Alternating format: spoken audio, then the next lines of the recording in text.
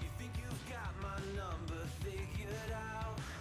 A motive born in drought and brevity. And if I'm not the soul of your design, I blatantly decline your remedy.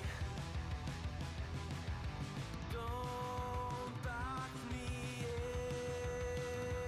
in, don't, or I'll leave. I'd rather be a dreamer, I'd rather be free, I'd rather be a leader, I'd rather be a queen, I'd rather be a singer in a trashy cover band. I'd rather be a closer, I'd rather be clean, I'd rather be a poser in a magazine, I'd rather be pretty much anything else than your machine.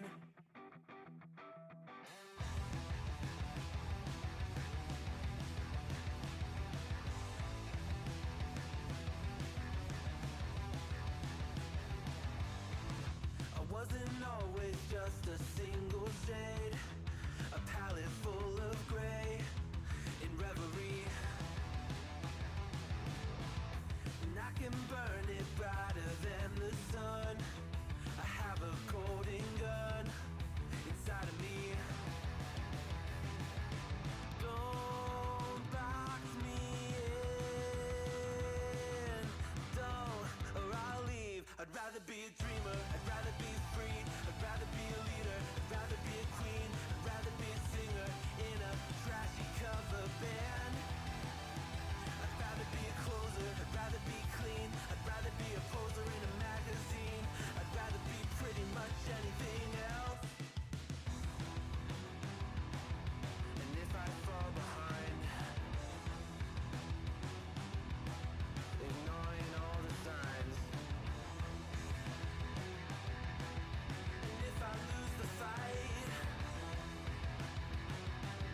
I still rage against the night.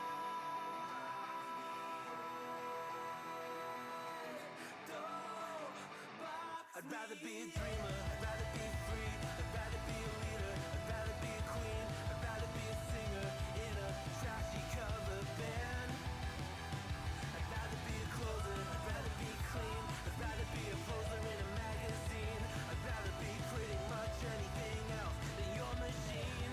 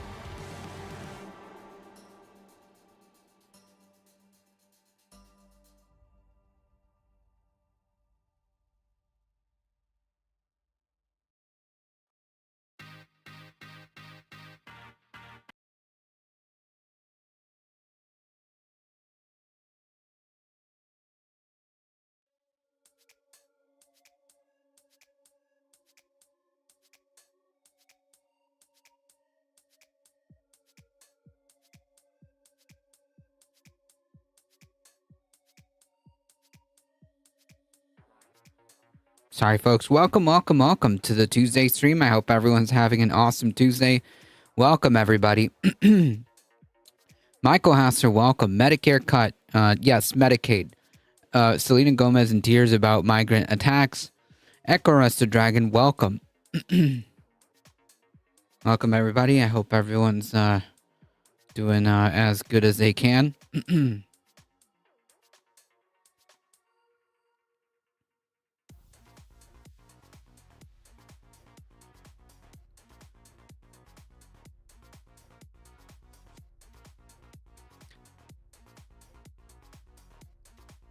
Oh, I saw this Echo Rest of Dragon. Yeah, it's almost like, you know, maybe he released a bunch of violent people, and lo and behold, you know, they're violent people, and this is what happened.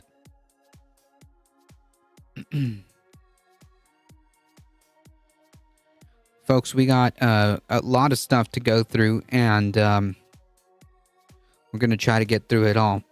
Thank you all for joining. I appreciate all of you guys hanging out. Sorry about the delayed start. Thank you guys for hanging out here. If you want to support the channel, just briefly before we get into everything, make sure that you join the Discord if you want to keep up with the channel. Subscribe to the Substack. If you're on the YouTube, keep liking the stream, folks. I see you guys. Thank you. Subscribe to the YouTube. Follow us here. And if you want to support the channel directly, make sure you check out the merch store and hitting that exclamation mark tip to support the channel directly. Thank you. The Trump administration took the cheese from my cheeseburger. Indeed. People buying eggs like it's toilet paper in 2020. Yep. That's Trump's economy. But no, seriously though, it's pretty bad. It's pretty bad out there. Mostly because of the bird flu, which I don't have the utmost confidence in this administration with regards to pandemics. So yeah.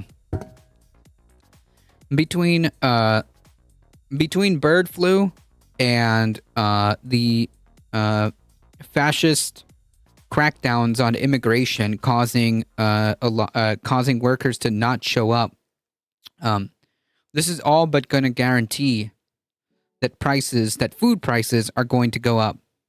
Okay, that's what this is going to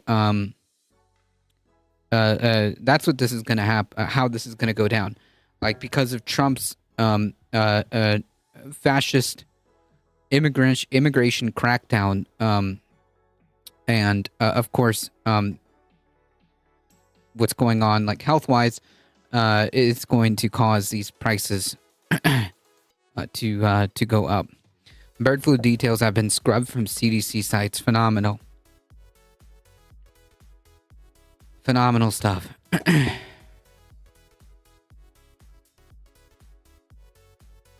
All right, folks, let's get started because we got to run the gauntlet. Let's do it.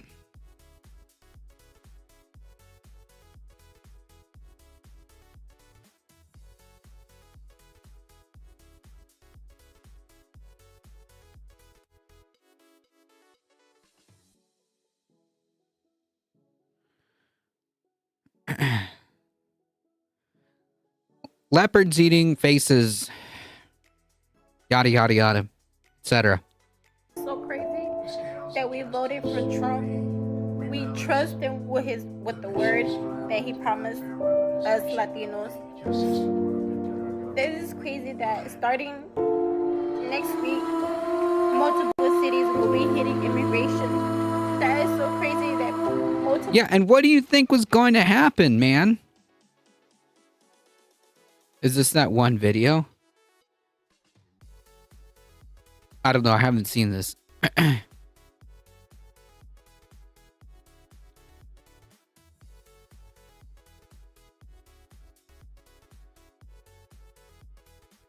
Yeah, I know.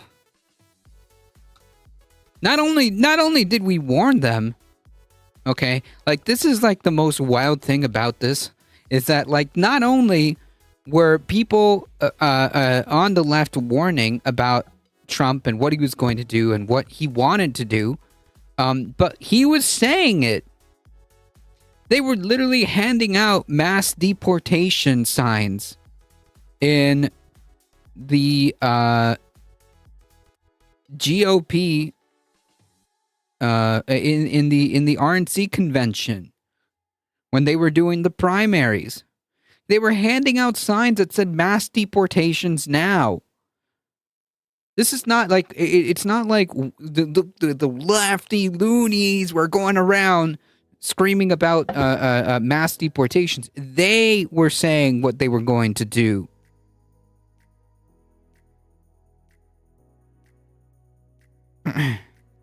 Yeah, I never thought they would eat. I never thought the leopards would eat my face. Yeah, Trump voters, they won't come for me though. Yeah, until it does, right? Until they do. Until you have the Gestapo hitting your neighborhood and making your neighbors disappear. Yeah. Well, multiple people are scared to go to work.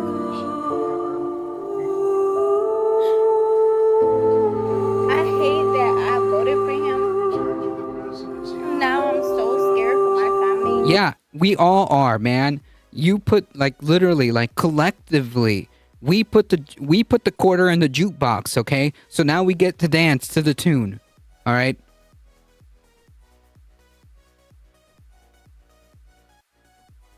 You did this.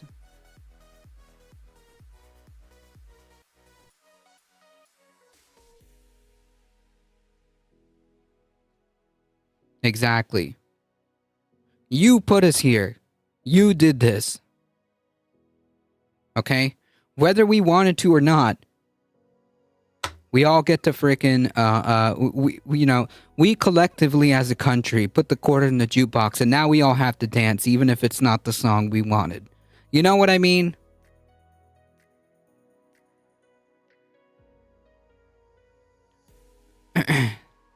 That's the Cassandra Center, man, I'm telling you. And y'all family.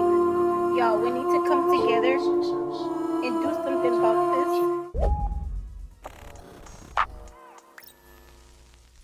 That TikTok was posted by Myra Aluna, and as you saw, she was in tears after realizing that she got exactly what she voted for. And in case you were wondering, no, I'm not the one who posted that sappy music. She is the one who added that music, I think because she was hoping people would feel sympathy for her. But I think most people are going to feel sorry for her family because they didn't get a say in the matter, and they're the ones who are presumably going to be affected by this. But it begs the question, what did she expect? Because Trump ran on mass deportation. His supporters at the RNC literally held signs that read mass deportation. Yeah, like, what did you think that meant? Like free ice cream? I don't get it. Encourages chat to listen to Thomas Dolby. In bold red and white letters. So how are you shocked when it was the cornerstone of his campaign? And some commenters actually asked her that question. Here's her response. It doesn't matter who you voted for. They both was full of shit of presidents. Don't matter what, people can go through politics. I don't want to go down that route with y'all because I don't have time for The median freaking American voter, man. I'm telling you.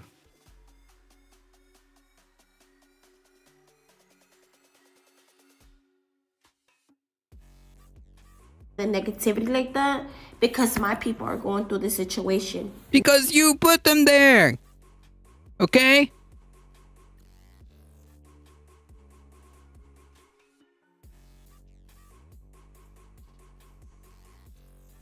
Because you put them there. You did this.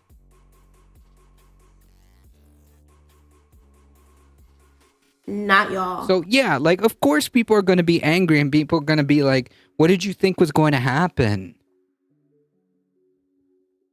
Dan Anonymously, welcome. Howdy, howdy.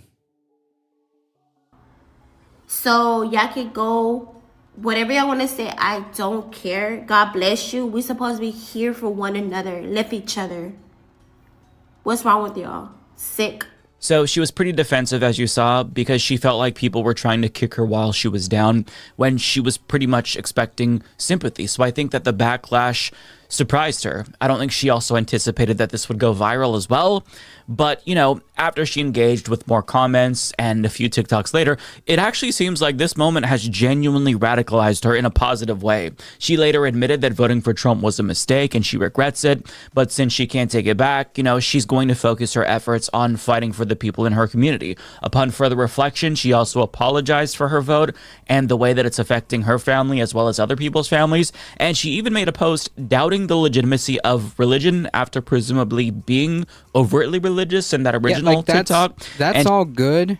You know what I mean? Like, not that it's bad that people get de-radicalized and people reject fascism and people realize that what they are doing is a massive mistake that has real life implications for real life people.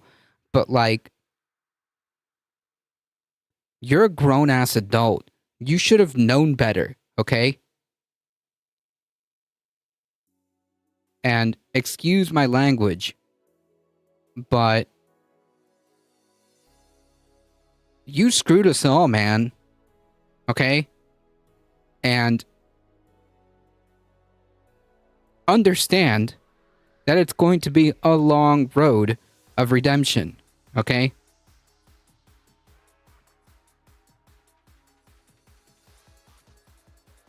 You screwed us all, man. You should have known better. Hey, how's it going, Sock now? She then posted this clip from a live stream explaining why she made that video in the first place. My purpose to make that video is to see what can we come together and make this. What can we do? What can we like get out of this to help one another? Because I made a mistake. Everybody makes mistakes in life. Everybody. Yeah, man. You know, everybody makes mistakes, and that's fine. The problem here is that we're all screwed because of that, right? Like, this isn't like a whoopsie daisies. You know, might be like you're literally your vote. Okay, you helped bring this all into the real life. Okay, you brought this upon all of the people that are now too scared to go to work. You brought this upon all the people that were rounded up, okay? You brought this upon the people who are being questioned and detained by ICE, who are American citizens. Inevitably will happen and has happened, okay? You brought a literal freaking Nazi into the White House, okay? You did that. And I think that, like, it's good that you are now having some self-reflection and you are now having some introspection. That is good. And you should continue to have that. It's just like, man, realize what you've done, man. It's bad. It's freaking, you've effed us all, man.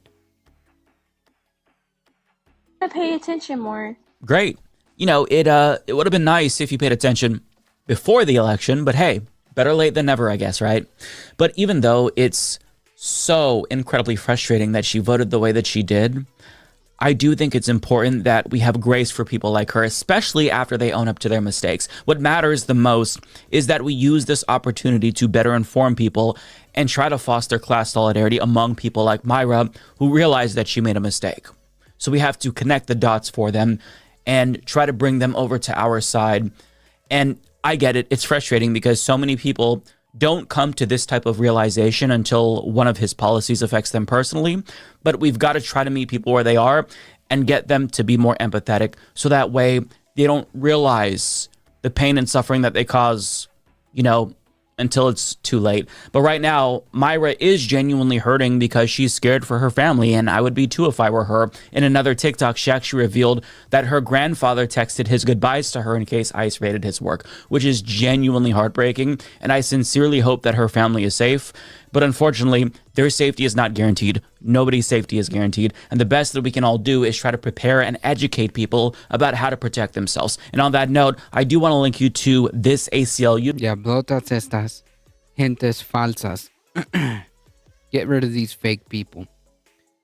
Page with resources and scripts in English and Spanish in the event ICE shows up to question you. And just know that if an ICE agent questions you, you don't have to say anything. You do have the right to remain silent. And if they ask to search you, you can demand that they get a warrant.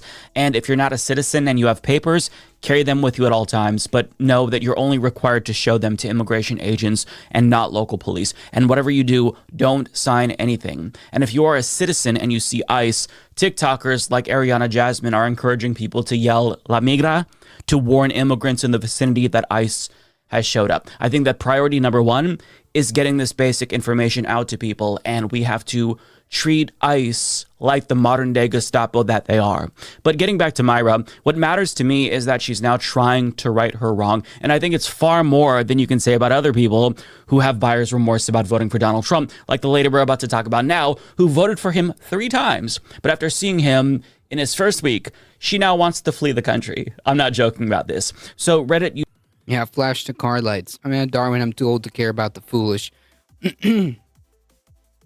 Nah, fam, how could you vote 3 times for Trump and then be like, nah, I'm just gonna peace out of the country after, man, nah, fam. You put the quarter in the jukebox, you're dancing with the rest of us. User Miracle King shared this exchange with his mom on Reddit. She texted her son saying, "I'm afraid for this nation and I kind of want out of here. We're an embarrassment." Now her son responded saying, "I know Kamala ran a shit campaign, but literally everybody not a Republican said this was going to happen. Trump is already following the Project 2025 handbook and things like rescinding census orders to redraw election maps." And on that note, by the way, her son is absolutely correct. Trump did rescind a Biden-era order which reversed a move from Trump's first term to exclude undocumented immigrants from... Yeah, we also covered this, by the way. This is not the first time he's tried to do this. To get electoral advantage. To gain electoral advantage. From census data, all in an effort to give blue states less seats after maps are redrawn again. And on top of that, an analysis by Time found that 2/3 of Trump's executive actions so far have either partially or fully mirrored proposals in Project 2025. But back to his mom, because she responded to him saying, "Can we move to Iceland, Finland, Italy, Spain?" She later says, "Pretty sure I want to move to Iceland." Her son then responds, letting her know, "Not Greenland, since Trump wants to invade them," to which she responds, "I'm at a loss right now. No matter what, it's all far too stressful." Yeah, it is stressful. Sounds like your son tried to warn you about that, but you didn't want to listen. And I've got to say, the audacity of this lady to vote for Trump and then want to flee the country to leave the rest of us with her mess to clean up. Fuck you, okay? You made the bed for all of us. Now you should be forced to lie in it too. And at least Myra is trying to help people affected by her vote. Let me show you how to block this ad. First, you're gonna click on this video, then you're gonna download Pi. It's an ad blocker. Then I'm not gonna do any of that. Nope. But this lady... Wimpy, man. These wimpy mother effers. Yeah, I mean, like, these are weak, cowardly people. Especially this one over here. Trying to flee the country, okay? After she realized what, after she realized what exactly is going on here. Lady just wants to cut and run, which is so fucking selfish, but also so very on brand for Americans. Now, with that being said, I'm still glad that she at least realized that she fucked up at a minimum, because the overwhelming majority of Trump voters right now, they're still riding high. They still support him, and they're still holding out faith that he won't implement policies that hurt them specifically. And I say this because CNN actually talked to Trump-supporting educators in Kentucky who are bracing for budget cuts after Trump announced that he wants to abolish the Department of Education, which would directly fuck them over. And, here's what they had to say about the situation. 1/3 of all of Bell County, Kentucky school district funding in 2021 came from federal sources. So this district is listening as incoming President Donald Trump pledges this. One other thing I'll be doing very early in the administration is closing up the Department of Education in Washington, D.C., and sending all education and education work and needs back to the states. What exactly that means for a state like Kentucky is unclear. Trump won this state. In Bell County, 84% voted for Trump, yet it deeply relies on federal funding. And that's not unusual. A CNN analysis found the Man, this is so freaking frustrating. I was talking to a bunch of Gusanos, and now they're crying over their vote for Trump. some of them are now pissed because their family members are illegal and they want to keep them. I told them they don't listen, but it's like they have a bunch of mangoes in their ears. Man, I don't know why, like, you know, I lie. I know why the Hispanic community tends to be, like, more conservative.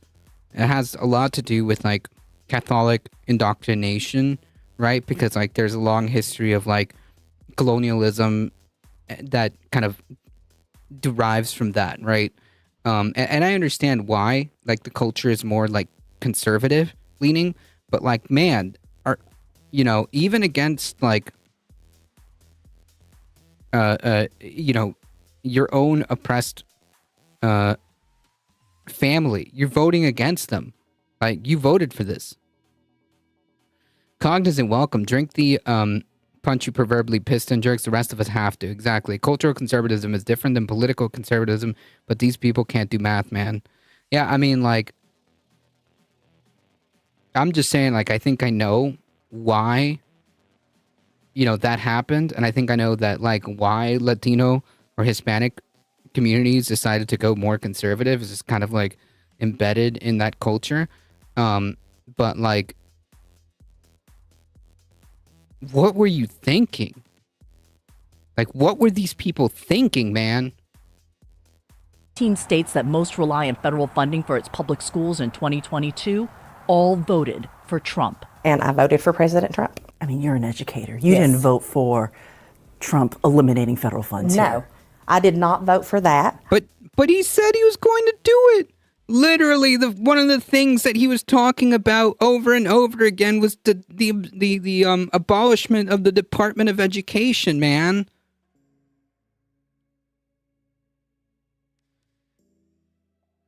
So then what were you voting for?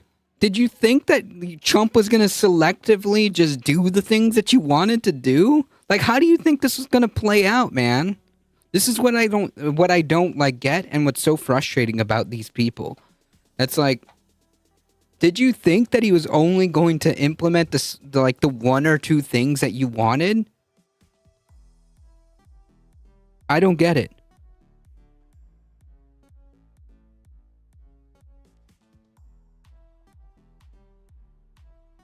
I voted for President Trump to make America first again and to improve our lives. Do you believe that he would? What did you think that meant? America First is a fascist slogan, man. The only people who use America First are fascist. Like, that slogan has been around for quite a while. Trump didn't invent it. But it resurged under Nick Fuentes. And it became like a slogan for the right wing. Again. So what did you think was going like this is so like absurd, because like the reason why I'm so angry is because it happened already and there's nothing we can do. Right? Like these people voted for all this. Yeah, elections are not a la carte. You vote for the whole package. Exactly.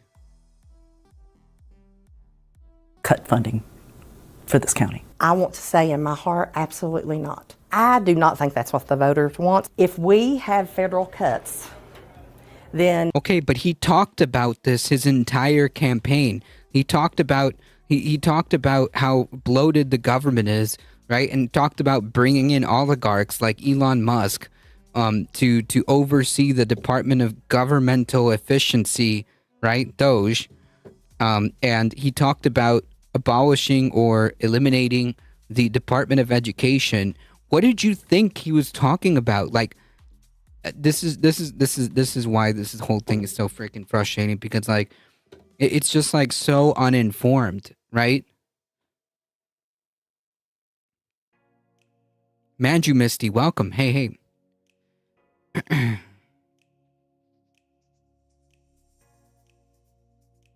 Yeah, people have no intelligence, or rather, not very smart.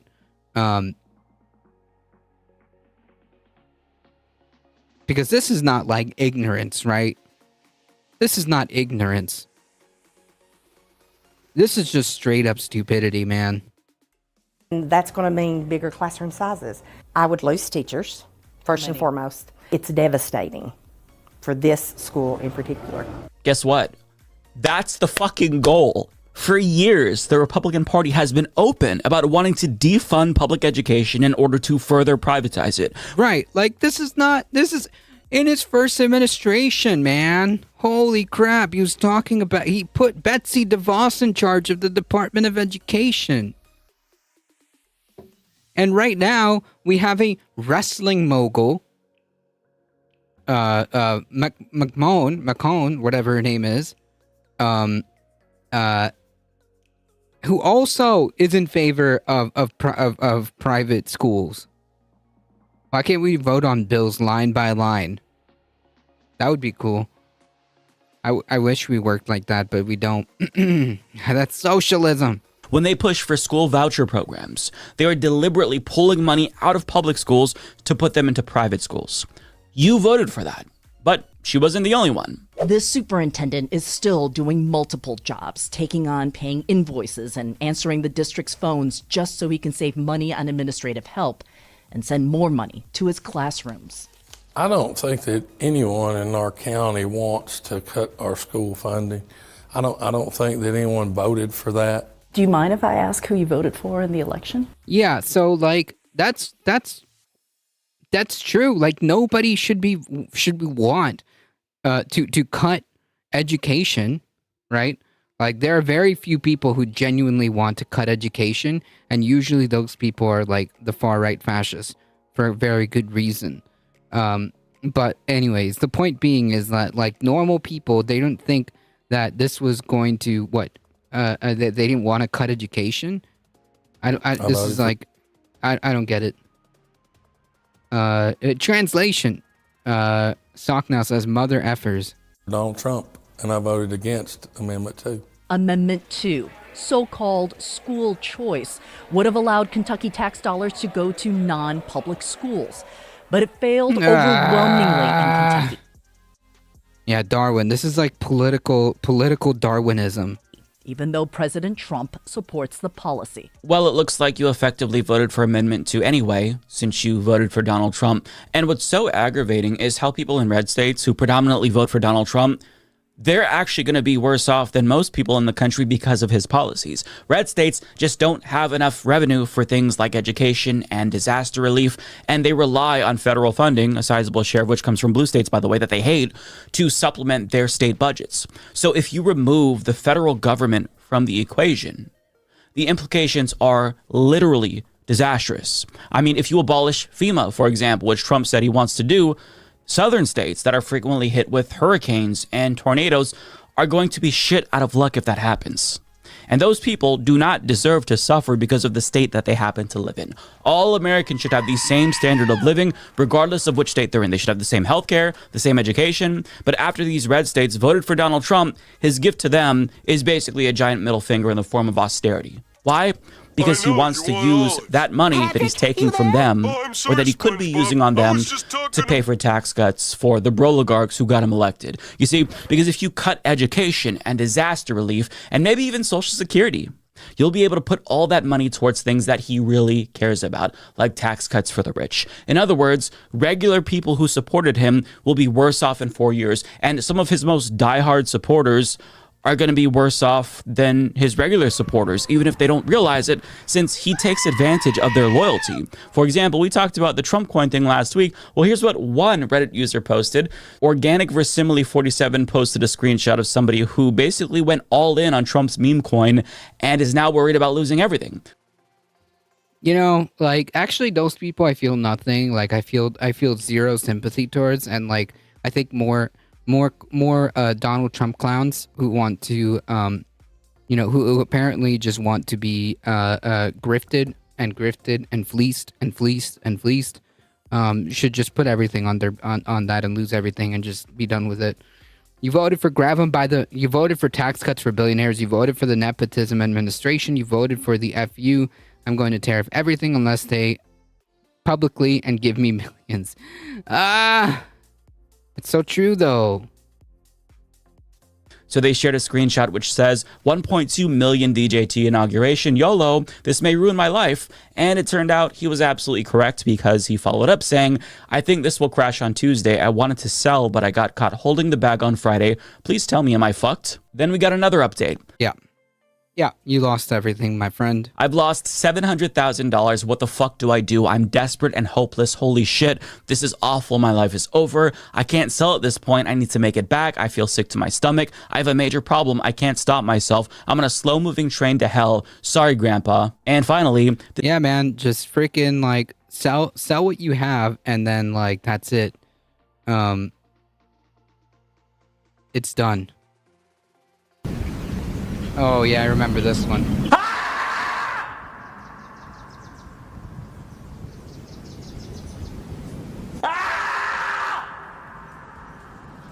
I need to put this one on the soundboard.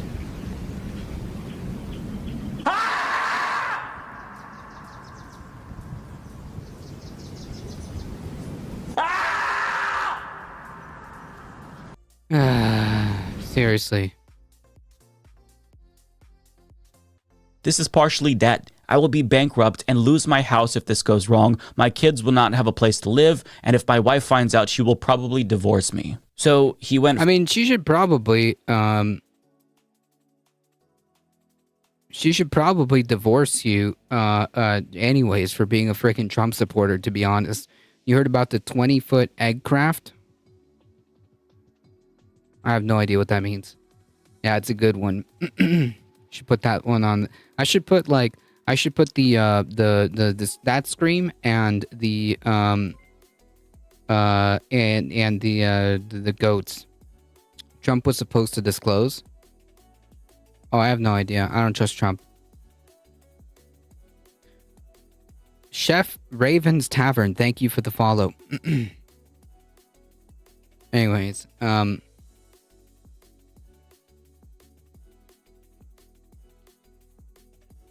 check out Telepathy Tape podcast.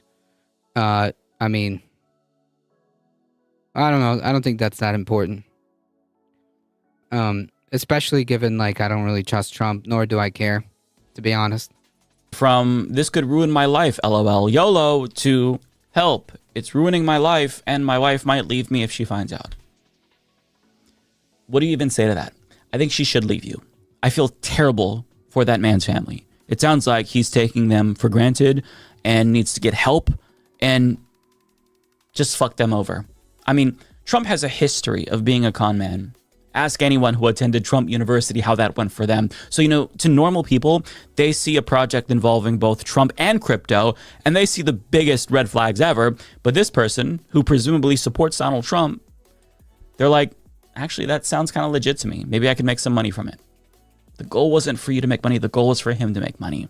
And now you're coping and seething after getting scammed. If he unredacts a single line of text, it's technically disclosure. What a joke. Yep. Yeah, we know he's bad. I don't even know what to tell you, right? Of course, it was a scam. Nothing Trump is doing should surprise anyone at this point. This man has been in politics now for nearly 10 years, right? Nothing he does should surprise anyone. He has a history of being a scam artist. And when it comes to policy, he ran on all of the things he's doing now, with the exception of annexing Greenland and Canada. So if you're surprised about that, I can, give you an exemption there. But for everything else, I mean, he's doing what he said he was going to do. So I just don't understand how so many people... Ladybug, welcome. 100 military whistleblowers on 20-feet aircraft. Tesla bomb guy was one of them. Yeah, I don't know. I'm not really going to get into that. Are suddenly surprised by what they're seeing. But getting back to policy more specifically, I guess it doesn't actually matter that Trump... Better late than never. Thank you. I appreciate it. Hey, OP man, what's up? Welcome. Is doing what he said he was going to do, because people don't seem to notice until it's too late, or until it personally affects them. For example, CNN spoke with people who voted for Donald Trump, and most of them were happy with it. But one person in particular was a little bit sketched out that he's... Thank you for the follow. ...now doing things that he said he was going to do that are anti-democratic. For example, here's what a voter from Philadelphia named Linda Rooney said in response to Trump's first week in office. Quote, "On one hand, I am glad he is cleaning up the mess Biden left, both domestically and foreign," said Rooney, who runs a question mark consulting business in the Philadelphia suburb of media. "But I wish he would use more discernment. Not all of the January 6th people should have been pardoned. It was an attack on our democracy and on our elected leadership. I was optimistically hopeful after the election, but I feel like he is a bull in the china shop," Rooney said in a text exchange, or that he's using a sledgehammer where finer instruments are called for. Still, she is mostly in sync with Trump promises to cut taxes and reduce regulations. Yeah, see, the problem is that, when you vote for a politician because you like one of the policies, you get all the other policies that come with it too. And yeah, exactly. It's literally what we were talking about. Like, do you think that Trump is just going to enact the one specific thing that you wanted? Like, okay, dude, where are you from? I'm from here. I'm from here. Cleaning up, how about making a mockery? I think that Linda is illustrative of the infinite wisdom of the American swing voter. She voted for Donald Trump in 2016, then in 2020 she voted for Biden, and then in 2024 she voted for Donald Trump again, and I'm assuming by 2028 she'll flip once again and vote for a Democrat. But now, after voting for Donald Trump, she's like, oh, well, gee willikers, I sure do wish that he didn't pardon those If Trump kills over tomorrow, the agenda will not change, not domestically. Insurrectionists like he said he was going to do, but I do love he's promising, tax cuts and deregulation. Linda, oh my God, Linda, I need you to listen very carefully to me. He's not cutting your taxes. He's cutting taxes for rich people. Right. And first of all, why is that a good thing? Why is deregulation, like, we're so propagandized that, like, we think that deregulation is good. Cutting taxes for the wealthy is good. I'm from Asia. Well, I'm from America. The only good thing about Trump not being able to first-rate lawyers in the White House, if they had sent the voiding of the empowerment law to Congress 30 days before going into effect and claimed the reason was for efficiency, that could work. And unless your consulting business makes more than $300,000 per year, you're not going to be affected by that positively. In fact, you're probably going to have to pay more. And unless you're a corporation looking to boost profits, you shouldn't be happy about deregulation because those regulations were put in place to protect people like you. Right, that's how they stay rich. Exactly. Get this fake game out of my sight. And what I hate is that the media treats these people, these swing voters, like oracles of knowledge every time there's an election when they are the dumbest fucking people in the entire country in actuality. But we're not done yet because you know how a lot of us were warning Trump supporters that he had dictatorial ambitions and how the Republican Party... Are you planning to tax the money in stocks though? I mean, you could do like capital gains tax, right? Like you could possibly tax like gains that you make off the market. But anyways... He would do everything that they could to embolden his dictatorial ambitions and help him consolidate power. And then Trump supporters said we were being hysterical and lying. Well, apparently some conservatives, they're realizing, maybe they were right. Maybe they had a point. And I say this because Republican Andy Ogles proposed amending the 22nd Amendment to allow presidents to serve 3 terms so long as they're non-consecutive, which would conveniently disqualify Obama from running for a 3rd term too. But here's how Redditors in the conservative subreddit responded to that proposal. Nonsensical. Do we really... Thank you for stopping by. Appreciate it. We want presidents for life like Russia and elsewhere. Trump will be 82 by the end of his term. It will be time to turn it over to Vance or someone else who is younger. No, this I can't get behind. Remember when everyone on the left was crying about how Trump was going to become this fascist dictator and do things like change term limits, and we all laughed and called it fear-mongering? Why the hell would someone even propose this? Why do you think, man? Why do you think, bro? Why do you think, man? This is not like new, man. He's been talking about this since his first term, okay?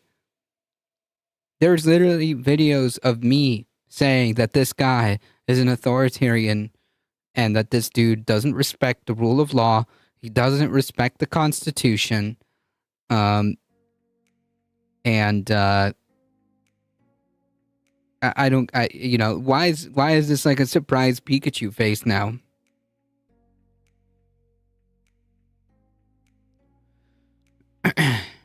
I've seen many videos of people crying that they voted for Trump. Yep, Trump is well, yeah. I mean, he's essentially he is a dictator. He wants as much power as possible. The third non-consecutive term isn't for Trump; it's for anyone down the line. He appreciates the flattery, though. I don't see anything wrong with property taxes. Stocks are property. You know, I wouldn't mind that. Unfortunately, getting what they voted for. Yeah, and even more like frustrating is like we are getting it too, right? Like, you know, it'd be one thing if like if the consequences of this only affected the Trump voters, right? Because like then we can just sit back and kind of laugh. But like, nope, we're all in this ride together. So his Redditor is Congress can't even vote on a budget. Forget about changing the Constitution. Yeah, I don't think it'll happen. I don't think it'll happen. I don't think it'll even make it out of the House, much less, much less the Senate, much less get 38 states to be on board with it. The point being is that like it's the mentality. It's the mentality behind it and why. They'll just violate it as per usual, no need to amend. I mean, there's a way, like legally speaking, there is a way to actually give Trump more terms than he's supposed to have. But that would require a lot of things to happen. So, yeah. Yeah, I wonder. Good Lord, stop giving Democrats the threat to democracy bait they want. No, they don't want it. I don't think they want it, buddy. Last one. I hope Trump publicly shuts this down. Embarrassing. No, he actually praises it and said that he said he's talked about this more than once, man. There's literal video of him saying that he wouldn't mind, you know, if something happens, you know, where I need a third term, we'll figure it out, you know. Of course, I'm paraphrasing, but yeah, he's talked about this before. Oh, and Trump shut it down all right. He shut it down by joking about serving 3 or maybe even 4 terms at a rally on Saturday. It will be the greatest honor of my life to serve not once, but twice, or 3 times, or 4 times.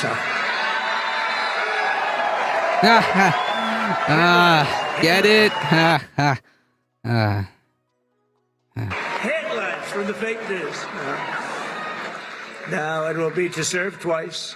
Just kidding, Teehee. I don't actually want to serve more than 2 terms, although the crowd was cheering when I brought it up, and the Supreme Court could theoretically interpret the 22nd Amendment to mean that presidents can't serve more than 2 consecutive terms. So yeah, I should probably be quiet and not give them any ideas, by the way. And look, it's not the first time that he's joked about this, but come on. What are we doing here? He tried to overturn the last election. So when he says something like this, I don't think it should be interpreted as a joke, even if he explicitly says it's a joke, because we're talking about Donald Trump. He is liable to change his position on anything if it benefits him. But in conclusion, I just want to be clear that all the people that we talked about in today's video, they are outliers. And while you may enjoy the schadenfreude to a degree, the reality is that these anecdotes are not representative of most Trump supporters. In fact, Trump's approval rating is at 47%, which is at an all-time high. And even though Americans disapprove of some of his actions, like pardoning January 6th insurrectionists, they still largely approve of Donald Trump over. That's wild, man. Donald Trump enjoys a 47% approval rate, and like Joe Biden had like under 40% approval rate. Holy crap, man. If that's not an illustration of if that's not an illustration about how things are going right now, like I don't know what is.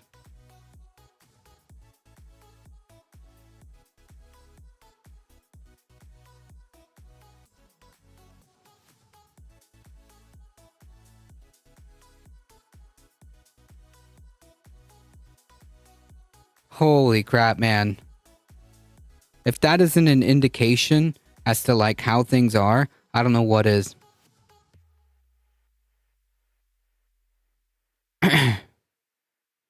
Biden was at 55 at the same time in the presidency. Right, but like that was Biden's like first presidency, right? Like we were, you know, he was just like we just defeated Donald Trump in 2020. We wanted this guy out. We moved mountains, okay, to make sure that Trump lost. And yeah, I think like we were riding a pretty high, a pretty good high, and then like eventually we ended up here. Oh my God.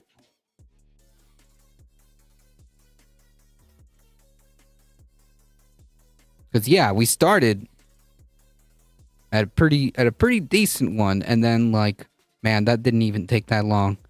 No president has ever been this low at the start.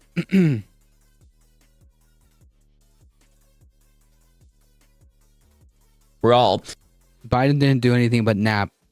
But after enough time, once the tariffs and austerity impact people directly, a lot more people will probably sour on Donald Trump, right? Even if he did nothing. I'd argue his approval rating is still probably going to go down with time as things continue to get worse, which they will. So the honeymoon phase isn't going to last forever, and as more and more people wake up and realize that their faces were eaten by leopards after they voted for the leopards eating people's faces party. I mean, like, do you think that people are actually going to wake up? The people that need to wake up, do you think that those people are going to wake up and be like, wow, they're going to be like those people in the video? Or will they just justify it in some other way because, like, Donald Trump is still giving them the Kool-Aid, right?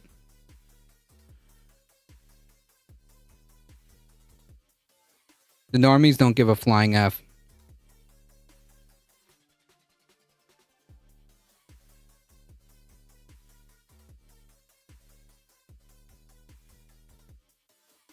We're going to have to try to do our best to get them to see how they were duped.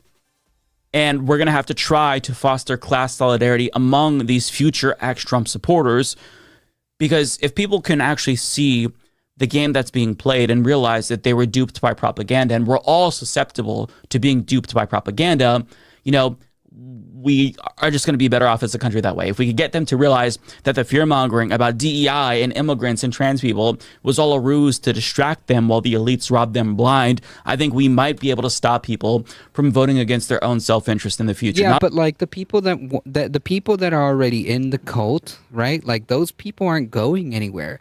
That's the problem. Like as he mentioned earlier, the people who are actually remorseful and the people who actually are like, yeah, this was really bad and we made mistakes, those people are in the tiny minority. The majority of that cult is most likely not going to go anywhere.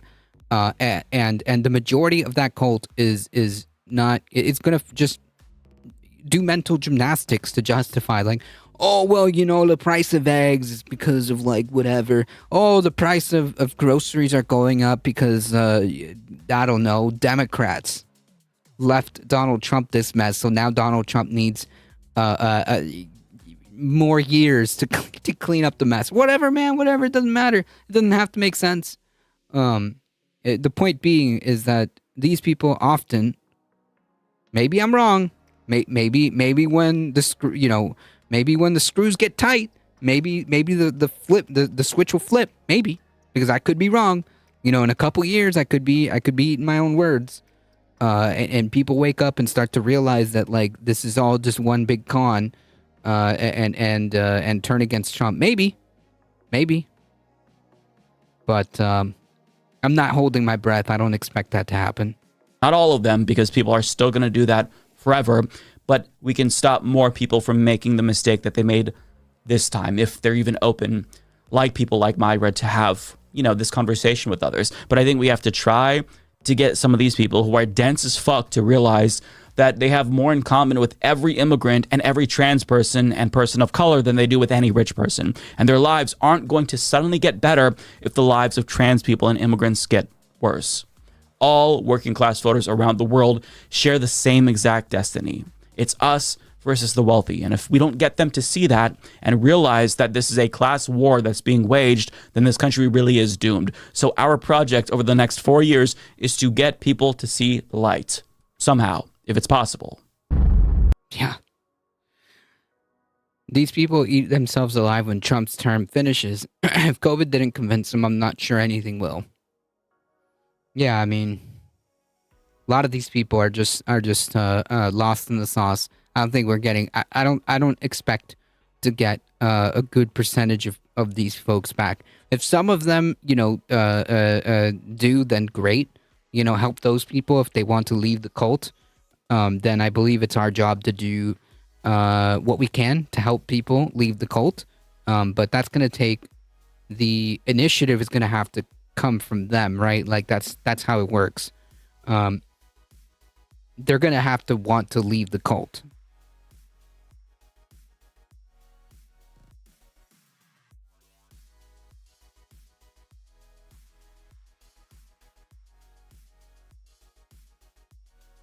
And then we got, ghouls like this. Michael Knowles wants to give some historical context for the mass deportations that Donald Trump is trying to execute. He's been reportedly unhappy with the tally so far. He said that he wants 1,200 to 1,500 deportations a day. That's the directive that's been sent to ICE. And he wants it in a way that is good PR for him and his far-right buddies. He wants the deportations to be on military planes and to handcuff these people who are immigrants, because what's important for this far-right anti-immigration project is to completely eliminate and blur the lines in between criminality and somebody just seeking a better life by trying to immigrate to a different country. You can't hit his numbers for thousands a day without going after people who aren't violent criminals. There is like almost no pretense on that front. The deportation of criminals was the Obama administration era policy, and that's not what this is going to be.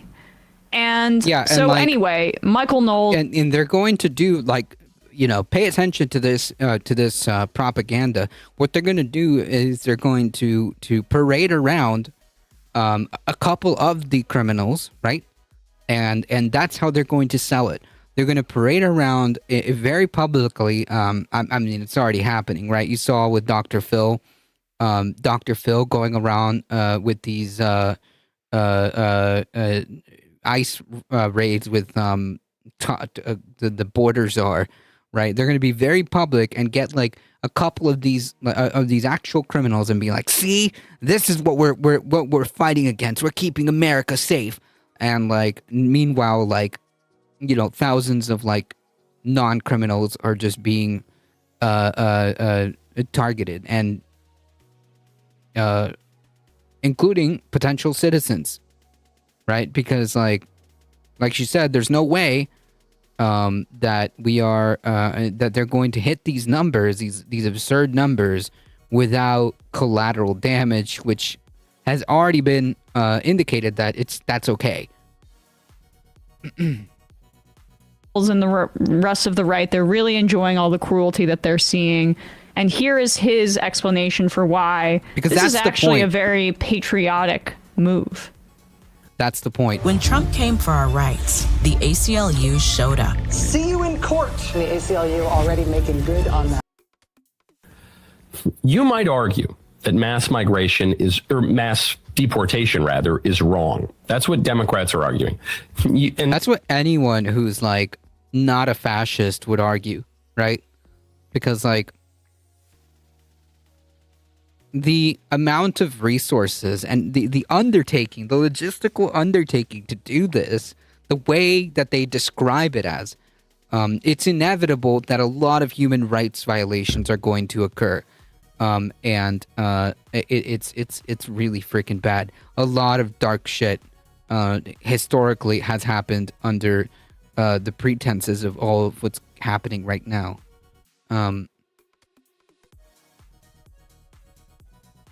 But please explain. And there are even some libertarians and right-wingers who argue that mass deportations are wrong. Mm-hmm. The one thing you can't argue is that mass deportation is un-American. I don't know if you guys are history buffs or not. Have you ever heard of the Trail of Tears? I know. Oh, yeah. Hey, real quick, what happened during the Trail of Tears?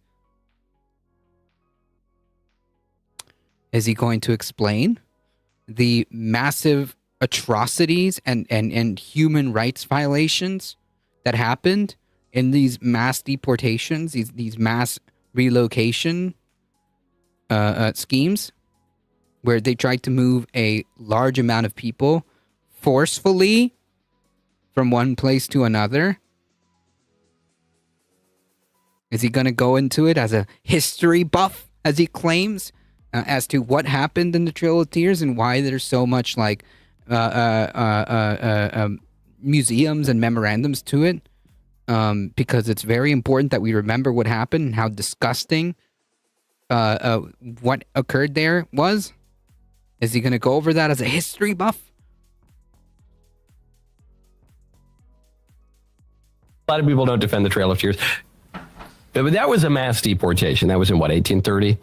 Have you ever heard of Operation Wetback, when we actually deported a ton of Mexicans, like 100,000 or more Mexicans? Too bad. You might not defend Operation Wetback, in part because of the name, because it's an offensive word. 1954. That was a mass deportation. How about the Palmer raids of all the communists, 1919, 1920? Yeah, horrible. Deported, because a lot of the communists were foreigners who were in America, deported lots and lots of commoners. Oh man, that's so freaking scary, because like I could see this being like the groundwork for rounding up just leftists, like left-leaning people, right? In general, whether they're American citizens or not. Because I could easily see the path to how you could lay down the groundwork for doing this to left-leaning people and just black-bagging them for the sake of doing so to get rid of your political opponents. Communists, rather. Commoners. How about the Japanese? We always talk about Japanese internment during World War II. You know, we also deported a lot of Japanese. Again, you might say, well, that was all really terrible. Okay, but it's American, though. We sure did it. I'm noticing a trend here, huh? Yeah, so, like, what you're saying is, like, America has a very, very dark and disgusting and genocidal and racist history. Huh. That's not something to be proud of, right? Like, he's basically like being proud of it. Like, oh, dude, mass deportations, man. Like, whatever you say about it, even if you don't agree, that's like as American as apple pie. That's not a good thing. Like, does he know, like, what he's saying is inappropriate? Yeah, he knows. He knows. He's literally arguing that America is shitty. Yeah, exactly. Exactly. How about the Haitians and the Cubans that we deported after the Mariel boat lift in 1980? That was a mass deportation. You say, well, that's wrong. It's anti-American. Again, I know maybe you don't like it. Okay. Maybe you can make an argument that... Maybe you can... So he's not making a value judgment. He's just not. He's just saying, hey... It's American you as could apple say it's pie. wrong, but you can't say it's anti-American. And That's if you true. say it's wrong, are you anti-American? Because he's exactly right. Those policies... That is not the traditional American. No, it's pretty American, okay? He's actually right. Like, mass deportations and genocide and human rights violations, that's as American as it gets, as far as, like, the history. He's actually right. But the point he's making is that, so what? You know what I mean? Like, that is as American as it gets, so we should do it. That's what he's arguing for. He's saying that is actually good. These were implemented by this country, the Trail of Tears. Settler colonial state. Japanese internment. These were wrong, horrible things that we did. But he doesn't really want you to make a value judgment on that, because if you do, you're against America. And I'm reminded I can make a value judgment. He doesn't want to make his own, apparently, which is kind of pussy. But, I mean, he is by not... I know, but he's trying to embed it into some traditionalism that is not really okay values to have. By not saying it, by saying that one side says it's wrong and then the other side loves America. That's the distinction that he's drawing. But I'm reminded of what we just talked about with Hanno, with Elon Musk speaking to the German AfD party, selling this idea that you can absolve yourself and not have to worry about the shame of, like, past atrocities that your nation has committed. And the Holocaust. And you can just renew your patriotism by finding new groups to demonize. You know what's also American is celebrating Custer getting whacked in the West, as some Americans did, thinking he had it coming. King Philip, one of the leaders, or a name that we gave a Native American leader, later attacked, had fans among Americans. Like, that's also a countervailing force in America. But that's the thing is, like, fine, you can say these are American things. I think that's rather important, actually, to say that, because I think we do get focused too much on the Nazi and, you know, Hitler, and that's basically transferring this across the Atlantic. We have a huge problem here in America that isn't Nazi related. It is America, settler colonial, white supremacist related. And yeah, all those things, I have no problem saying, both American and bad. Yes. If you want to say the Trail of Tears was good, just say it with your chest. That's what bothers me. Like, it's one thing to say it between the lines. Say it with your chest, you pussies. Right. He and the reality is that the Trail of Tears, we just saw a version of the Trail of Tears just starting in October 2023 in Gaza. That was an ethnic cleansing campaign in the same way that our the Trail of Tears and our treatment of the indigenous Americans here was ethnic cleansing. So yep, exactly. Chattel slavery, uniquely American. He's trying to essentially say, without saying, that these things were good and necessary for the construction of America, which is a counterfactual, but it's a very easy way to absolve yourself of bringing history into our current context. Breaking news. Friday, 19th of April 2024 marks the beginning of the largest wealth shift in American history. That was a mass deportation. You say, well, that's wrong. It's anti-American. Again, I know maybe you don't like it.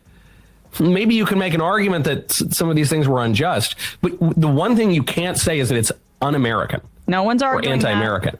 Mass deportation is as American as apple pie. Okay, we've been doing it for a very, very long time. Oh my God, he actually said it. Ugh, this guy's so gross. This guy's unbelievably gross. And the whole 1619 thing. This guy's unbelievably gross. Long time. So is birthright citizenship. And frankly, if you want to argue that these things... Great point. Birthright citizenship, yeah, it's been in place, the 14th Amendment, since right after the Civil War. That's pretty American. That's a long time. You know what's not super American that hasn't been around for this long, but mainly around like people's lifetimes, is this insane boondoggle of government spending for security at the border that doesn't actually accomplish what it says it does, because it's impossible to close that border entirely. You know what's older than ICE is birthright citizenship. Which one's more American? Exactly. Is there compounding interest on Americanism for birthright citizenship? Or how about hating the Confederacy? Because that preceded ICE. How about hating Nazis? Did Michael Knowles do a segment? Because like the United States fought the Nazis in World War II. That's one thing about Americanism that I'm. Well, anyway. You know, like, the thing is, like, what Michael Knowles is trying to argue is that, like, these things, like, particularly mass deportations, are as American as apple pie. He literally said that. So, therefore, like, you know, I'm just saying, like, this is just kind of, like, what we do. So, I don't know what you're complaining about. You can say that it might be unsavory, but, like, that's just what we do. So, he's trying to, like, He's trying to like launder this idea that like it's okay because it's just like it's as American as apple pie. I'm okay with being proud of and owning. We're supposed to hate Nazis in this country. What does he have to say about Elon? Is that American, or is it just the targeting of indigenous people or Japanese people or other minorities? Is that what's American to Knowles? Tim Holquin in the chat. So yeah. He thinks that's a good thing. Correct. With slavery, yeah. And guess what? We fought a war and put that away. At least chattel slavery. There's still some, bonded labor. But yeah. And also the thing about American Pie is like when things are like American Pie, also good. Yeah. Right. They're not really controversial. The things that are controversial, I don't know if as an American, I am comfortable, and somebody who's like, unlike Daily Wire folks taking money probably from foreign billionaires, I'll probably say, or billionaires not born in this country. I'm an American. I think those things that like birthright citizenship and our fight against slavery and the way that Americans joined up to not only fight fascism in World War II, but also fight Franco and the Catholic fascism of Spain prior to that. Yeah, the sequels aren't. That's what I would like to say to this guy. Matlack is a good egg. The Civil Rights March and signing of the American Civil Rights Act, you may not like it, it's not comforting, but it is American. Exactly. But like, that's the thing. Like, he's not going to talk about any of that. Right. That's what I would say to this guy. Yeah. So he wouldn't talk about any of that, because that's not what he's trying to launder. That stuff that's the American shit I like. Yeah. I'm not afraid to say what it is I like. Unlike Michael Knowles and everybody who watches Michael Knowles things, I'll say what I like and what I don't like about this. I'm not just going to say, well, it's American. What are you going to do? Yeah, I pair my apple pie with anti-Confederacy. He pairs it with, ethnic cleansing, I guess. Mass deportation is as American as apple pie. Okay, we've been doing it for a very, very long time. So gross. And frankly, if you want to argue that these things were gross. deeply un-American, I would encourage you to look into the details of it, to put yourself in the historical positions of the people making decisions. That and it would still be wrong. What are you talking about? Like, oh yeah, just put yourself in the historical position, like when they were doing the Trails of Tears. Yeah, it would still be wrong. A-hole. I like this host. Me too. I would encourage you to look into the details of it, to put yourself in the historical positions of the people making decisions at that time. And I wonder if you wouldn't make the same decision. No, we know you would. We know you would. Positive. We know you would. We know you would make that same decision. Thank you. Yep. Thank you. I don't want to have to, I love when they drop the pretense, because all of these freaks, Michael Knowles is a true believer, and these other Daily Wire, I would imagine that Matt Walsh would make the same case and probably does behind closed doors. He does. No, behind open doors. Like, he literally talks about like the genocide of the natives, the genocide of the indigenous people. Like, he talks about it like that was just like that was just manifest destiny, right? Like, that's literally how he makes that argument. I'm pretty sure I even retweeted the same video that he put up. It was like a map of like all the disappearing indigenous all of the disappearing indigenous land, and Matt Walsh was basically making the argument that oh well, that's just that, manifest destiny. I'm just me. Wait a minute. I think he's arguing for CRT.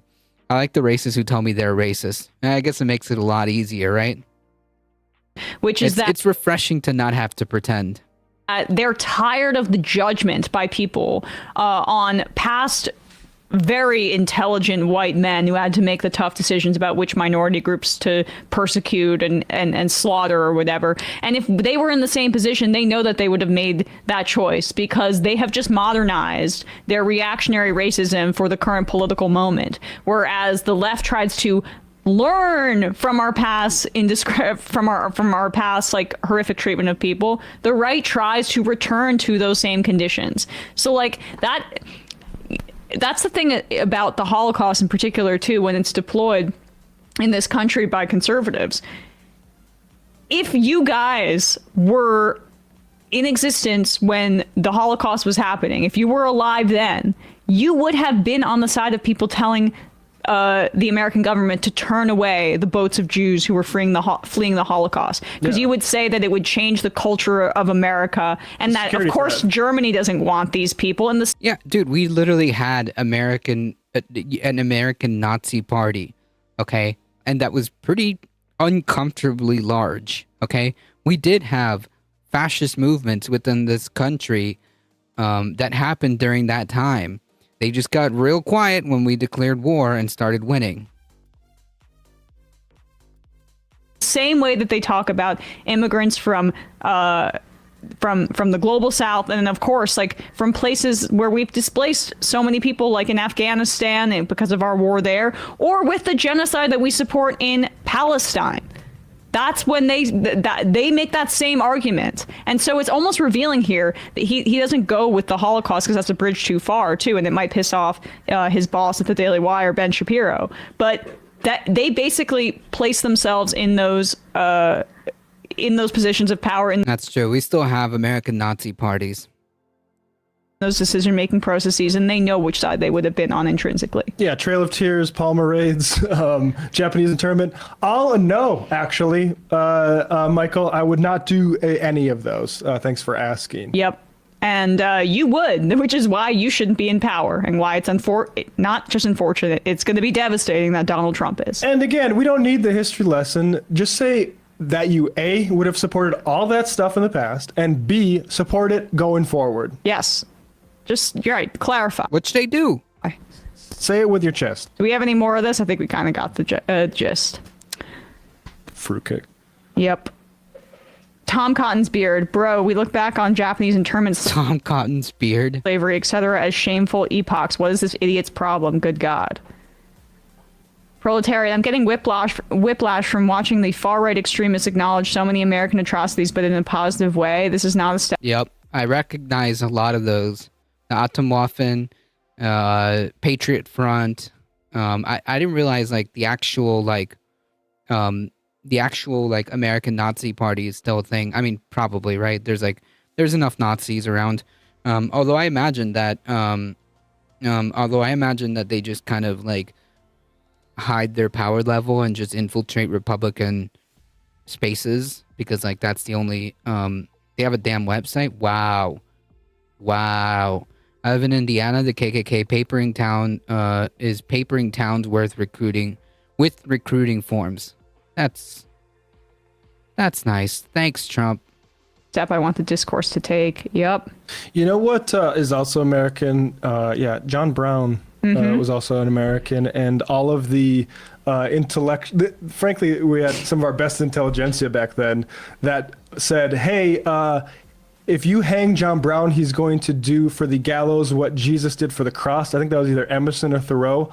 That is America I like. Truly flops. It's Michael Knowles' argument, we've been awful in the past, so let's continue to be awful. What a perfect asshole. Well, he says, is it awful or is it American? That's the right, argument. Which is apparently a contradiction that he's just strawmanned and created. Hey, folks. Yeah. Yep. I mean, like, they're just, like, out and about, saying this kind of stuff. Speaking of, the Gestapo to conduct major immigration operations in 3 cities per week. Yeah, it's getting, they're going to attempt to ramp up, rounding up of people. Federal enforcement agencies are targeting 3 U.S. cities per week for large-scale immigration arrests, with Aurora, Colorado to come next. 3 sources familiar with the planning told NBC News. Remember, folks, if you know or if you see undocumented people, no, you don't. Okay? If you know or see undocumented folks, no, you don't. So far this week, the Gestapo agents, along with other federal law enforcement agents, have focused arrests in Chicago in an operation that began on Sunday, and New York City, where arrests began on Tuesday. Those efforts will shift to Aurora for an operation beginning Thursday, the sources said. Aurora, about 40 minutes outside of Denver, was a focus for President Trump during his campaign. As he said, the city had been infected by Venezuela. Like, Jesus Christ, man. I mean, like, how did you not see this? When you have a guy who's talking about, immigrants, people, like human beings, as, quote, poisoning the blood of our country, and talking about how human beings, again, human beings, infecting, a certain city or place has been infected by these human beings. I mean, like, what else did you need? Like, what did you think this guy was going to do?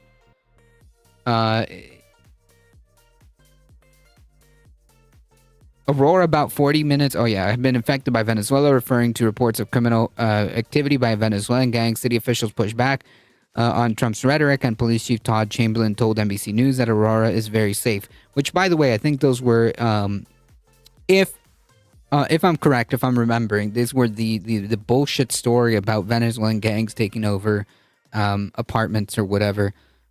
Sources familiar with come back. With plans to carry out Trump's promise of mass deportation operations, said Gestapo field offices across the country have been told to increase their routine operations to pick up more migrants. Those operations may, just to be clear, like I'm only referring to ICE as the Gestapo from now on, permanently. Permanently, like I'm just gonna literally call them the Gestapo. Period. Full stop. Those operations include some federal law enforcement agencies from other agencies. In addition, agents across federal agencies will fly into 3 cities per week for larger operations, from what one source described as all hands on deck approach to boost the number of arrests. On Sunday, the acting Gestapo director, Caleb Vitello, gave direction to leaders of the Gestapo field offices to increase their daily arrest numbers to a goal of 1,200 to 1,500, according to 2 sources familiar with the internal meeting. One source described the number as a goal meant to be motivating, while another said it was a quota and that agents may be penalized for not meeting it. The Washington Post was first to report that the Gestapo had been directed to arrest 1,200 and 1,500 migrants as a daily quota. Like, if that's true, and if there is actually a quota, like, it is undoubtedly bound to happen that a lot of innocent people are going to get caught up in this, or maybe just, incidentally political enemies might get caught up in this. It's just really scary shit. I'm not gonna lie. It's just really, really, really, really scary shit. As a result of this directive, agents are now arresting more migrants who have no criminal records and what they call, quote, collateral arrests. A senior Trump administration official told NBC that nearly half of the 1,200 arrested were not considered criminal arrests. Cool. Yeah, this stuff is just going to get worse, folks. It's just going to get worse.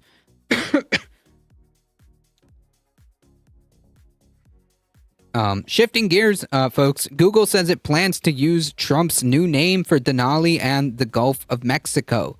So I mean, like, if you needed another, like, if you needed an example, like example as to what capital does when faced with fascism, the answer has always been capital or capitalist will always cater, cave, or bend the knee to fascists. Okay, to fascism. We have a history that we have a historical precedent that's what happens, and here we are. It's going to be like the military. 2% criminals and 98% collateral. It has to get worse so it gets better. I hope so. Like fascism, just to be clear, like fascism isn't permanent. Fascism is inherently self-destructing. Fascism always loses. Okay? There is no scenario where these freaks win. Okay? In the long run. Okay? Fascism always implodes. Fascism is not a long-term ideology. It's just not capable of sustaining itself because it implodes eventually. The question is how much damage and how much human cost is going to happen before they are gone. That's the question, and that's what we want to prevent. As we want to lessen the damage as much as humanly possible, because we know that fascism isn't forever, but the damage that they can do in that short period of time that they are in power is what's worrying. Just another reason to use a different browser and a different GPS as well, if possible. It's just like there's no getting away with all this crap, right? Like half the stuff is freaking owned by Google, and if it's not Google, it's some other freaking oligarch who's bending the knee to Trump. It's like the saying, there's no ethical consumption under capitalism. Here you go. Google said Monday its maps will now use the name Denali and the Gulf of Mexico, favored by President Trump, Mount McKinley, and the Gulf of America when federal maps make the switch. In an executive order that he signed on his first day, and this is a universal app, man. We're not the world, okay? The United States is not the world, okay? Just because Donald Trump said that this is now the Gulf of America, doesn't make it so. In an executive order he signed on his first day back in office in January 20th, Trump ordered the Interior Secretary to make these changes. Trump's order said the names would need to be reflected in the federal geographical name information system run by the USGS as part of the Interior Department. Spokespeople for the survey did not immediately request for comment. The Senate is considering Trump's nominee for Interior Secretary, former North Dakota Governor Doug Burgum, who will answer questions at a confirmation hearing January 16th. In a statement on Twitter, Google suggests that any GNIS-driven name changes for Google Maps would take place as a matter as long-standing policy. Okay, but maybe no. You could just tell this obviously racist and fascist government to go F themselves, because the whole point of doing this is to slight the renaming of of Mount Denali was meant to slight indigenous people, okay? Because Trump has said that he doesn't even know if he considers indigenous people citizens, American citizens. So this isn't I'm just going to rename it because I want to rename it. This is a complete spit in the face of indigenous people. This is a racist slight against indigenous people. It's on purpose. And the same thing goes for the Gulf of Mexico, because he's a racist piece of shit. Okay? However, it noted that Trump and the United States aren't always global arbiters of place names. So then why are you saying preemptively that you're going to bend the knee? If the new names aren't recognized outside of the United States, the accepted names in each country will be reflected on Google Maps. So, why, man? Alaska's 2 senators opposed the change, saying Denali serves as needed reminder of the state's deep indigenous history. Hey, what party are the Alaska senators from? Real quick. I'm just curious.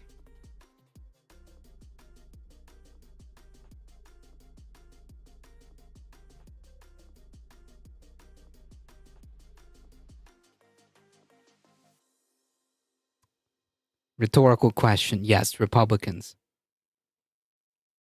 Spokespeople for Apple's own maps native to iPhone did not immediately request to respond for comment on Monday. Man, if Apple freaking stands up and is like, nah, man, we're not going to rename this. This is absurd. We're not going to indulge these racist, nonsensical bullshit. We're not going to indulge this racist and nonsensical bullshit. Then man. In his order, Trump said William McKinley, the 25th president, was committed to, quote, American greatness. Red flag. Under his leadership, the United States enjoyed rapid economic growth, prosperity, and including an expansion of territorial gains. Trump tied this desire to rename the Gulf of Mexico to his contention that Mexico has allowed undocumented migrants to flow into the United States unfettered. Yeah, just racism. Mexican President Claudia Sheinbaum responded on January 8th by suggesting Mexico call the northern neighbor America Mexicana, a term used to describe what is now the United States and harks back to 1607 and burgeoning defiance of Spain. The AP, a global nonprofit cooperative that reports and shares news for its member outlets, said last week that will honor the name, the change to Mount McKinley, the first official name given to Denali by the U.S. government nearly a century before the Obama administration reprised its centuries-old indigenous name. What? That's so freaking disgusting, man. The AP, out of all things. The AP will use the official name change to Mount McKinley, said Amanda Barrett, the AP's vice president, Standards of Inclusion. The area lies solely in the United States, and as President Trump has the authority to change federal geographical names within the country. Yeah, okay, but we're not dealing in normal times, okay? We're not dealing in normal times. This is not normal, okay? This isn't I just want to do a name change for the sake of a name change. Didn't he like a year into his presidency, McKinley? Good question. I don't know. Adds, after the president's large use of tariffs and put us in a large recession. AP loves to be manipulative. AP publishes a guide of contemporary English language, the AP style book, which includes the guidance for journalists about places, names, capitalization, official titles, and best practices. It is the basis for shared language in news stories distributed to its members. Barrett said the style book will be updated to replace Denali with the Mount McKinley. Regarding the Gulf of America, the AP has a different stance. The Gulf of Mexico has carried that name for over 100 years. The AP will refer to it by its original name while acknowledging the new name Trump has chosen. As a global news agency that disseminates news around the world, the AP must ensure that place names and geography are easily recognizable to audiences. Well, if you wanted, if that was true, then you would leave it as the Gulf of Mexico because literally everyone knows what you're talking about. Like, if you just hit people that don't know about any of this, that don't know about the name change, about the Gulf of America, like nobody, like, what? You're not going to know what you're talking about. The organization notes that the body of water bounded by Mexico Pacific coast and the Baja Peninsula has two names, often dependent on one country's of origin. In the United States, it's predominantly called the Gulf of California. In Mexico, where its coastline exists exclusively, it's called the Sea of Cortez.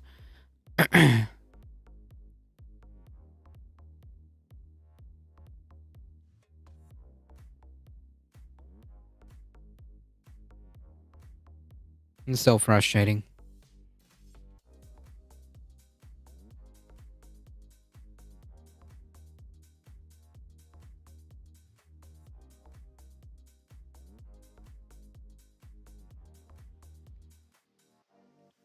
The party of small government has now decided that it wants to pressure a company to drop diversity policies. 19 Republican attorney generals have called on Costco to abandon its diversity, equity, and inclusion policies, citing concerns about discrimination and legal risks, i.e., a threat.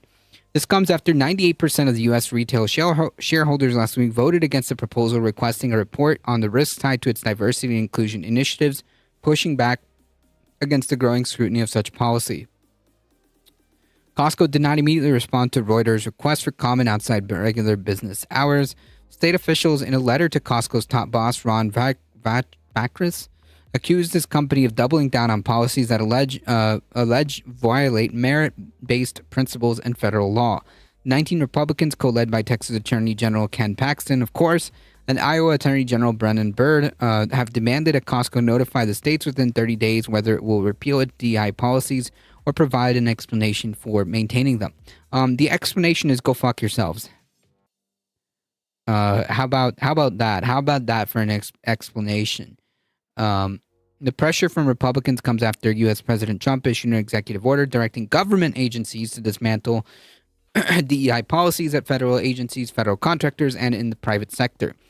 Companies such as Meta, Amazon, JP Morgan, and Boeing have already modified their initiatives, scrapped any DEI goals, or ended participation in the Human Rights Campaign Foundation's Corporate Equity Index. Cool. I mean, like, you see, like, this is how just, like, how capitalism, is such a farce when it comes to, like, oh, these people care about minorities. These people care about the LGBTQ community. These people care about women. They don't, okay? At the tip of a hat, at the drop of a hat, okay, they abandon any type of like inclusivity if it even looks like it's going to threaten their position. They will drop that without a problem. Like literally, if being a out and about Nazi and supporting Nazi ideology would boost the stock price of any of these companies, they would all just turn into Sieg-Heiling Nazis. Okay, like that's how it is. That's how it goes.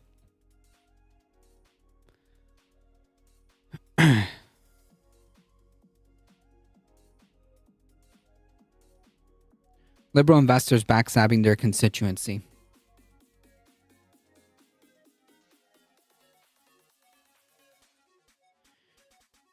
So, as many of you have probably already heard, the Trump administration is halting all federal grants and funding. So that's been a huge, massive problem. Should that should that last? I mean, like even just halting, even for a couple days, is like massive freaking chaos. Like Costco's liberal BJ's basically, and if Costco folds, okay, to these threats, then like, man, if Costco folds to these threats, man. Trump administration denies it's pausing all federal grants after sweeping memo to government agencies. The White House Budget Office ordered a pause on federal grants and loans, according to an internal memorandum sent on Wednesday, unleashing confusion and worry from charities and educators. Even as the White House said, it was not as sweeping as an order as it first appeared. Yeah, sure, bud. Whatever. Hey, how's it going? RE918. I like the Dems ought to be ashamed. Oh, I don't know. They don't feel shame. I don't know. I don't know where the Dems are, honestly. Who knows? Who freaking knows? Federal agencies must temporarily pause all activities related to obligation or disbursement of all federal financial assistance, said the White House Office of Management and Budget Acting Director Matthew Vaith said in a memorandum, a copy which was obtained by CNN citing administration priorities listed in the past executive orders. Like, first of all, Congress has that the power of the purse, so like, where's the separation of powers here? The memo specifies the pause will not affect Social Security and Medicare benefits, nor does it include assistance provided directly to individuals. The order sent chills through organizations, both public and private, that rely on federal grants and loans for their operations, but the White House insisted the concern was misplaced. This is not a blanket pause on federal assistance and grant programs from the Trump administration, said Press Secretary Karoline Leavitt on her first White House briefing. Leavitt said the pause was directed at more Democratic priorities rather than across-the-board cuts, and said all agencies should make a case to the administration to keep their funding. If they feel like the programs are necessary and in line with the president's agenda, then the Office of Management and Budget will review these policies. Leavitt declined to answer directly answer questions Tuesday about whether Medicaid funding would be affected by that order. Less than 24 hours after the pause was announced, several nonprofits filed suit in federal court asking a judge to stop the administration's decision. The memo fails to explain the source of the Office of Management and Budget's purported legal authority to gut every program in the federal government. Ah, yes, Project 2025. I saw earlier that their Medicaid billing was down. The site was back up, but it's not working correctly. So yeah, it's a little funky right now. The complaint, whose plaintiffs include the National Council of Nonprofits and the American Public Health Association, requests a temporary restraining order to keep the memo from being implemented. This memo is slated to take effect 5 p.m. Eastern on Tuesday. It marks the latest move by the Trump administration to exert control over federal funding, even that which has already been allocated by Congress. The pause also applies to other relevant agency activities that may be implicated by the executive order, including but not limited to financial assistance to foreign aid, NGO, DEI, woke gender ideology, ? And the Green New Deal. Ah, yes, I wasn't aware that the Green New Deal was actually going on in the background. I was not aware. I was also not aware of this quote woke gender ideology that was happening that needs to be defunded. Fascinating news to me. The Budget Office may grant exceptions, allowing federal agencies to issue new rewards or take other actions on a case-by-case basis.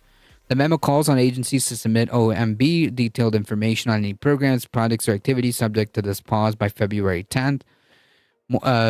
More than 2,000 programs are now under review. The information that agencies must send to administration leaders is laid out in a spreadsheet obtained by CNN. It lists more than 2,000 programs and requires agencies to document whether each program has any funding related to undocumented immigrants, climate policy and diversity programs, or abortion.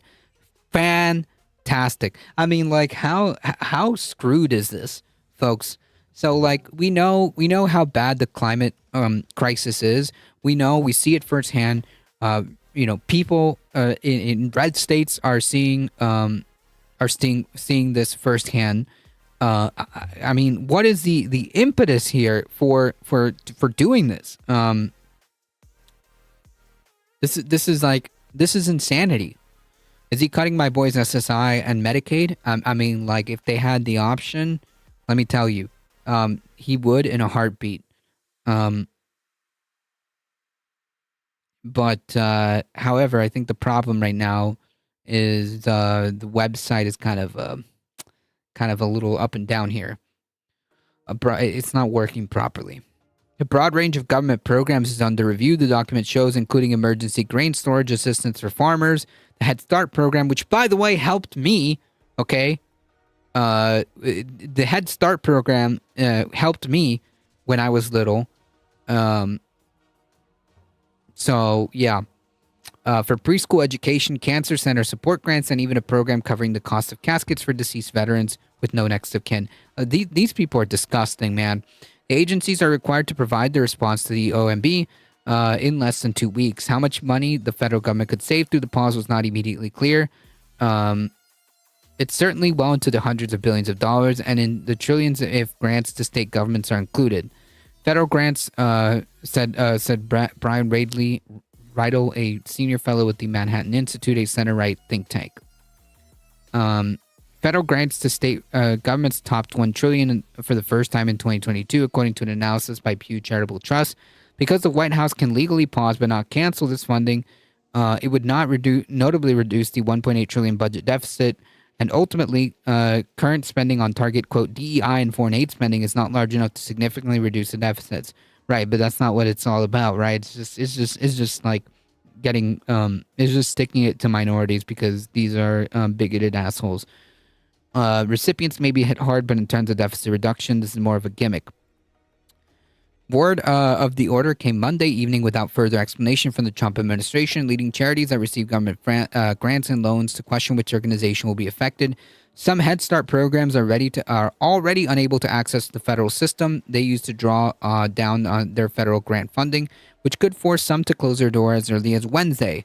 That's freaking disgusting, man. Like I said, I benefited from the Head Start program. It's important, okay? It gives kids a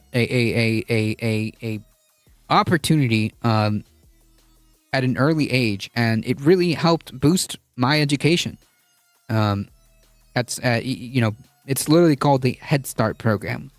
Some programs that I just spoke with are having discussions and trying to figure out, are they going to be able to open their programs tomorrow or not, said Sheridan, adding if their programs shutter, it could affect a parent's ability to work.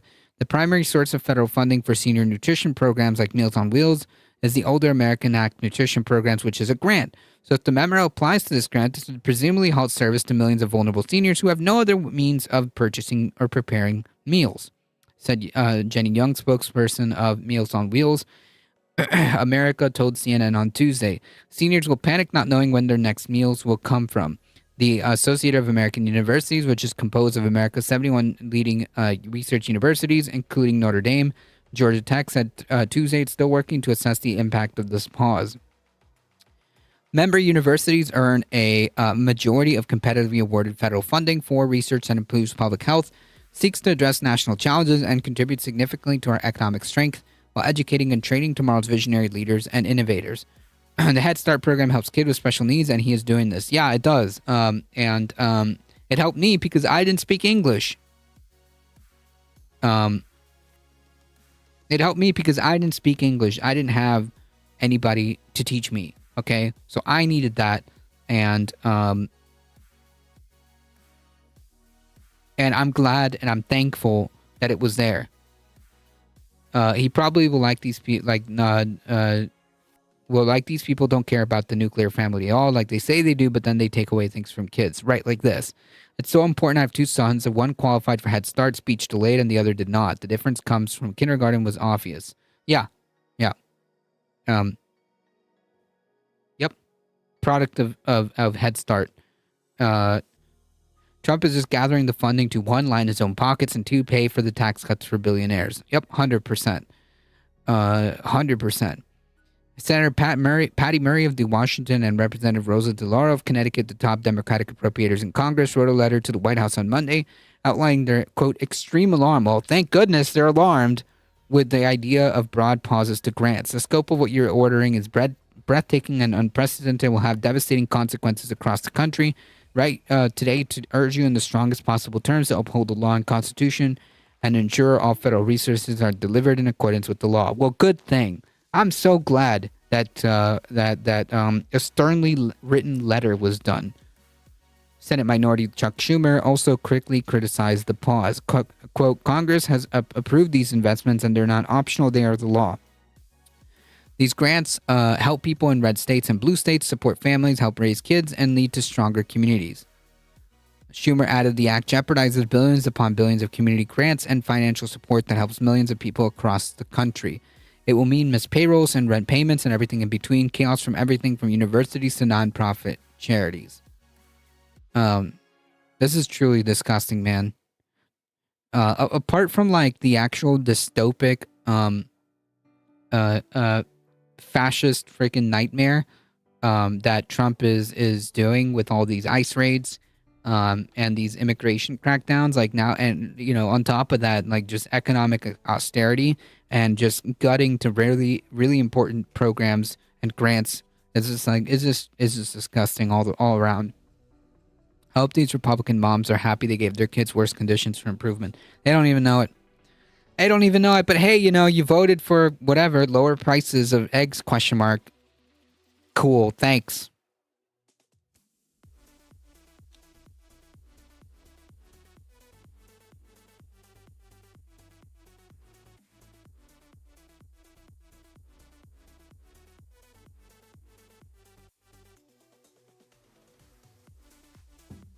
This was brought to us by Echo Rest, a Dragon, Indiana man pardoned by Trump for the January 6th insurrection is shot and killed by a deputy during his arrest.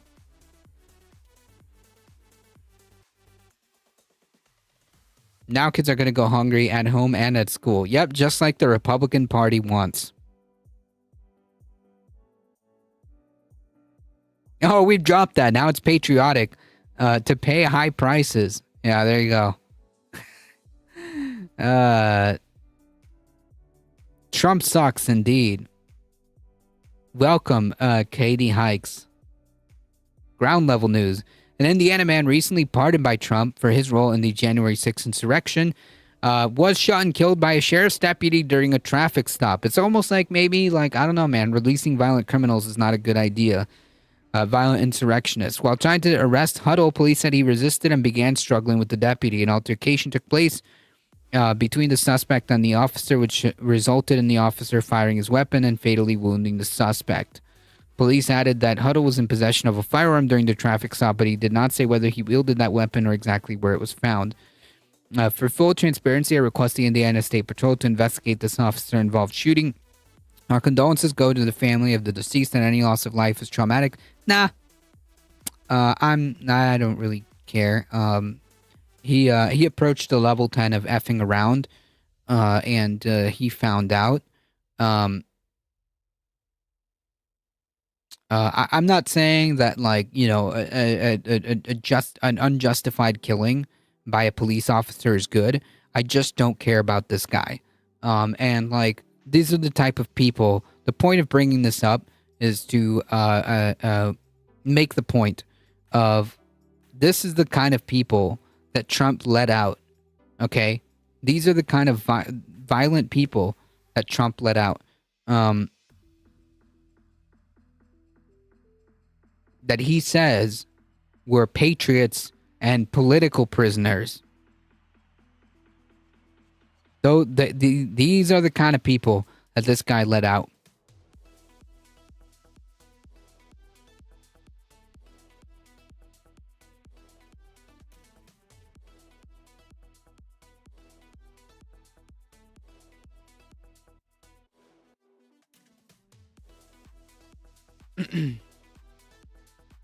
It is evil. You're right.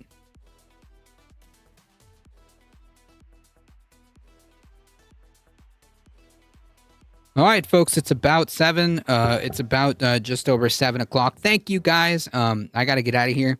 Thank you guys for stopping by. I appreciate you guys hanging out. Thank you for your support. You guys are what makes this channel grow. I appreciate you guys being here. If you guys want to continue support the channel, there are many different ways of doing so. Please consider following if you haven't done so. and you enjoy the content, follow us here. If you're on the YouTube, please keep hitting the like button. It really does help us out, okay? It really does help us out. Thank you. And subscribe to the YouTube channel, folks. 254 of you have already done so. Thank you. If you want to continue to support the channel, thank you for all the follows and new follows. Welcome, everybody. The subscriptions, thank you for the subs. I appreciate it. Thank you for the biddies. And if you want to support the channel directly, consider checking out the merch store and hitting that exclamation mark tip if you want to support the channel directly.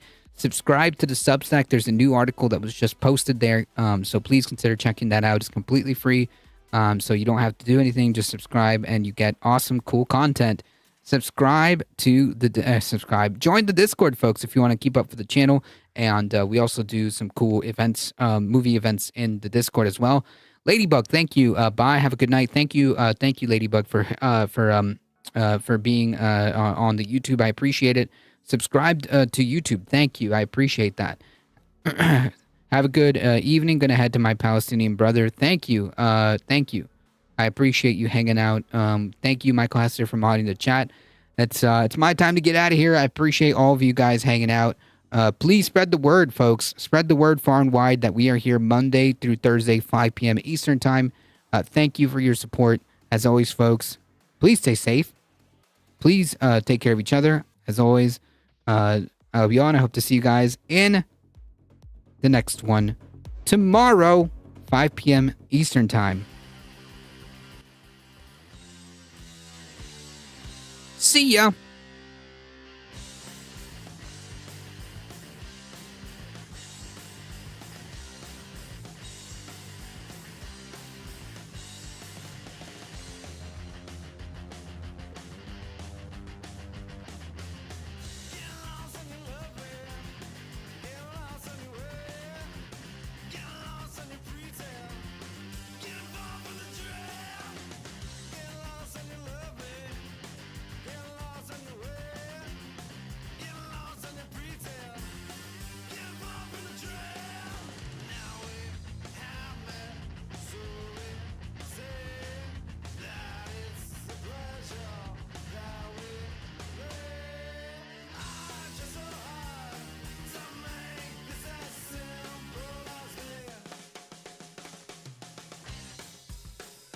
All right, folks, hang tight. We're heading out in 5, 4, 3, 2, 1. Bye-bye.